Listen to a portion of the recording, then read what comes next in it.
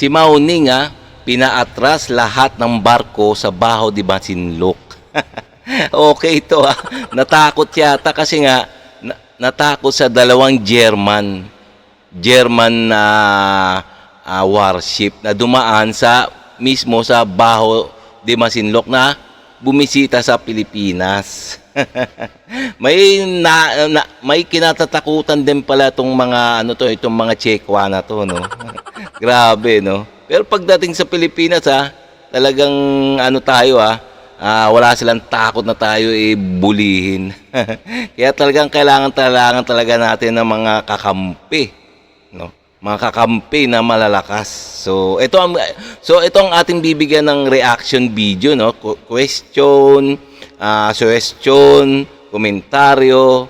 So kung gusto nyo yung mga ganitong mga video, mga reaction video, kung bago ka pa lang sa aking channel, please like and subscribe mo na lang muna sa ating YouTube channel bago tayo mag-umpisa. Okay? And also, syempre, paki-subscribe din kay Melbs Castle. So sa kanyang video ito na ating bibigyan ng reaction video, komentaryo. Okay, so umpisa na natin kung bakit ba talagang takot na takot itong mga Chekwa na to, no, sa German. German Navy frigate at combat warship ng Germany dumaong sa pier sa Maynila. Etong dalawang barkong pandigma na to yung nagpataranta sa Chinese Navy matapos dikitan. Anong ginawa ng China? Wala nga. Tapos kusa pang lumayas ang China sa dadaanan ng Germany. Dito inakasahan tuloy ng Chinese Foreign Ministry ang Germany. Tingnan nyo naman Pag talaga yung mga ibang bansa na malalakas ang puwersang militar, tumitiklop Tumitiklop itong mga Chekwa na to, no. So malakas lang itong mga China na to, itong mga Chekwa na to, makakapalamang ang mga pagmumukha nila pagdating sa mga maliliit na bansa na tulad ng Pilipinas, Malaysia, Indonesia, Brunei, yung mga maliliit na bansa na alam nila na kayang-kayanan nila. Pero pagdating sa mga sa mga alam nilang malalakas na puwersang militar, so tulad ng Amerika, Canada, Germany, ay tingnan mo, nagsisilayasan sila sa West Philippine Sea. Ilalagay raw sa delikadong sitwasyon ang buhay ng mga incheck. Dumaan rin kasi to sa Baho de Masinloc na sakop ng West Philippine Sea pero walang nakitang China Coast Guard. Baka binalaan na ng China na magsilayas kayo dyan, kapwa ko mga incheck, may kalaban tayong dadaan. O diba, pag sa iba mga duwag yang China. 我们尊重各国依据中国法律和包括联合国海洋法公约在内的国际法在相关海域享有的航行权利，但坚决反对打着航行自由的旗号挑衅和危害中国的主权和安全。 Agad namang pinalagan ng commander ng German Navy ang paratang ng Chinese. Tingnan nyo na talagang pinaatras ni Mao Ning ng Chinese foreign minister ito si Mao Ning. Takot lang nila, no. Talagang makakapal lang talaga ng mukha nito ng mga Chekwa na to pagdating sa maliliit na bansa. Pero pagdating sa ganyan malalaking bansa na malakas ang puwersang militar tumitiklop din pala sila no. Kaya kaya talagang kailangan natin ng kaalyado na magsasama sa atin sa magpapatrolya at magre-resupply. Parang ganun Kailangan na natin na mga malalakas na bansa na sumama sa ating resupply mission. Para sa ganun tumiklop itong mga Chekwa na to, di ba, no? Anong nilalagay sa delikado ang buhay ng mga incheck?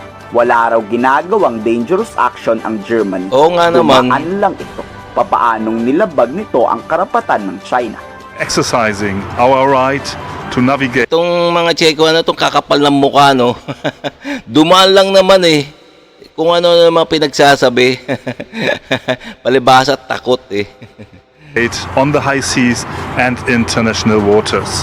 Obviously, we got some attention from the Chinese Navy, but this was somehow, I would say, safe and secure. Pinamukha naman ng German ambassador to the Philippines na obob tong mga Chinese. Anong pinagsasabi ng China na ang West Philippine Sea ay Chinese territory? Ni isa raw batas, wala daw makakapagsabi na sa China yan. Oo nga naman. Suportado nga ng Germany ang Pilipinas sa paggiit ng karapatan nito sa West Philippine Sea. Matatanda ang kinakatakutan ang Germany noong World War II.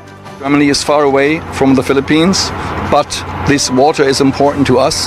And China, I might recall, is also sending its navy to other parts of the world which are not close to China. Every claim by China that this is their waters is internationally, it is wrong from the standpoint of international law. Handa ang Germany ipaglaban ng Pilipinas kung kinakailangan. Dapat raw mapanatili ang free at open Indo-Pacific na dinidiktahan ng mga Chinese. Nagpapasalamat naman ang Germany sa warm welcome na ibinigay ng mga Pilipino. This Indo-Pacific Deployment 24 is a clear symbol of Germany's commitment to the international rules-based order, to the freedom of navigation, to the freedom of passage everywhere in the world. This is why these ships, both of them, are here, and why this visit is so important. As you know, Germany is the third biggest trading nation in the world and is very much dependent on the freedom of navigation, on free shipping routes all over the world, but also and particularly in the South China Sea. So again, this is to underline our commitment to the international rules-based order. This is to underline our solidarity with our Filipino friends, with all those countries and partners who protect and promote the international rules-based order and the freedom of navigation. Let me say thank you once again and welcome once again to our German friends from the Navy. I'm sure they will experience Filipino hospitality in the Maraming sumusuporta sa Pilipinas pagdating sa gulo. Sana lang talaga pag dumating ang oras na magkagera, pero wag naman sana may aasahan tayong tulong mula sa kaibigan nating mga bansa. Kayo, anong masasabi nyo tungkol dito? I-komento sa baba yung salobin. So para sa akin, no, talagang maaasahan talaga ito mga kalyado natin. Maasahan talaga yan. Kasi tingnan naman talagang nandyan sila, oras ng kagipitan tungkol sa West Philippine Sea, di ba, no? So talagang sila na nga ang kusang nagsasabi na tutulong sila. Kaso ang problema, itong ating matataas na opisyales ng Armed Forces, mga Armed Forces at ating mga Philippine Coast Guard, ewan natin ito matanggi pa alam nyo naman na talaga naman hindi naman talaga kaya ng ating armed forces na ang puwersa ng China, no. Eh tingnan mo, nagutom yung lahat ng tauhan sa BRP Teresa Magbanwa. Yun, gutom. Tingnan mo, lugaw dahil nga yung mga nagre-resupply mission inaharang ng mga Chekwa. So ayun dapat talagang na yun dapat pinasamahan na sa mga Amerika. Na sila, nag-o-offer na sila Ewan natin kung bakit itong ating ayaw pa magsama. Hindi natin alam kung anong nasa isip nila, no. Ba't ayaw magpasama sa US or yung sino mang gustong tumulong na mga ally forces natin?